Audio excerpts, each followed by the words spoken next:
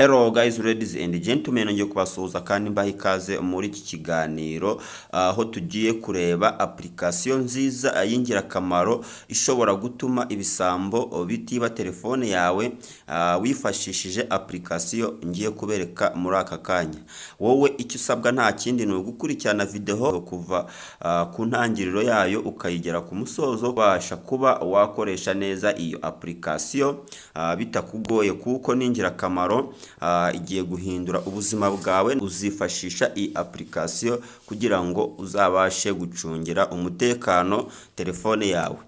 Ngiye rero mugiye kubana muri iki kiganiro nk'ibisanzwe ni Teacher Tayima, nkaba ngiye kubereka application nziza ishobora gutanga umutekano kuri telefone yawe, uburyo kubera ko uba washizemo iyo application uri kuyikoresha.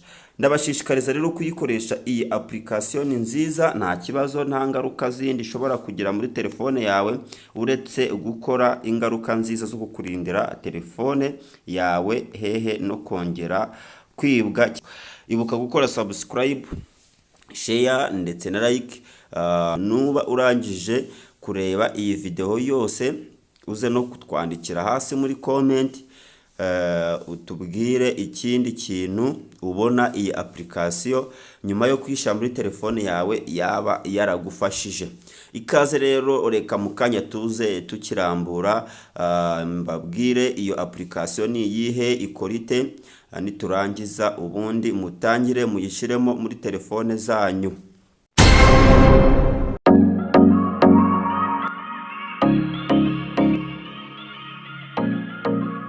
Ikaze rero, reka dutangire. N'ibisanzwe rero iyo application yitwa Don't Touch My Phone. Don't touch my phone. Uburyo rero twabonye ushobora kubona application zitandukanye.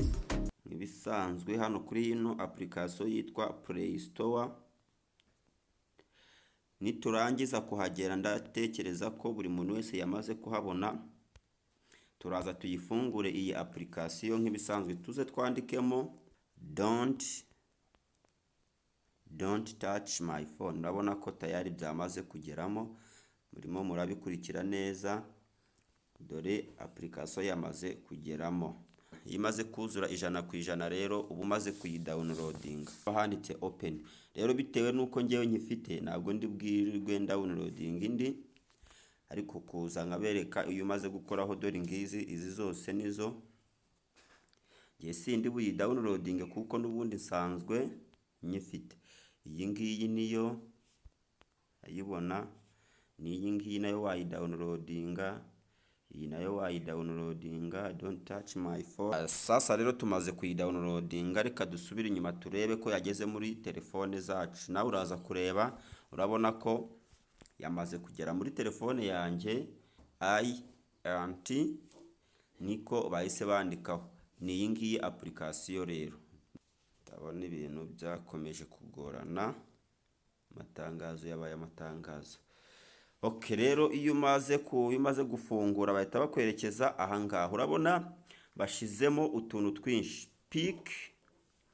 Pick Pocket Mode. Urabona aha ngaha hano handitse Pick Pocket Mode. Ahangaha hano munsi yaho ukabona hariho police, alarm 1, dog. Ahangaha ushobora kuza ugahitamo alarm izajya isakuza igihe ari umuntu ufashe kuri telefone yawe bitari ngombwa. Ukaza ugahitamo hano alarm 1 cyangwa ukemezamo dog. Sasa ngereka nshiremo dog. Ubwo igihe cyose umuntu afashe kuri telefone yanjye hazajya havuga dog, ni izajya backing cyangwa izajya imoka. Warangiza ukaza ugakanda hano handitse apply. Hano hejuru handitse apply,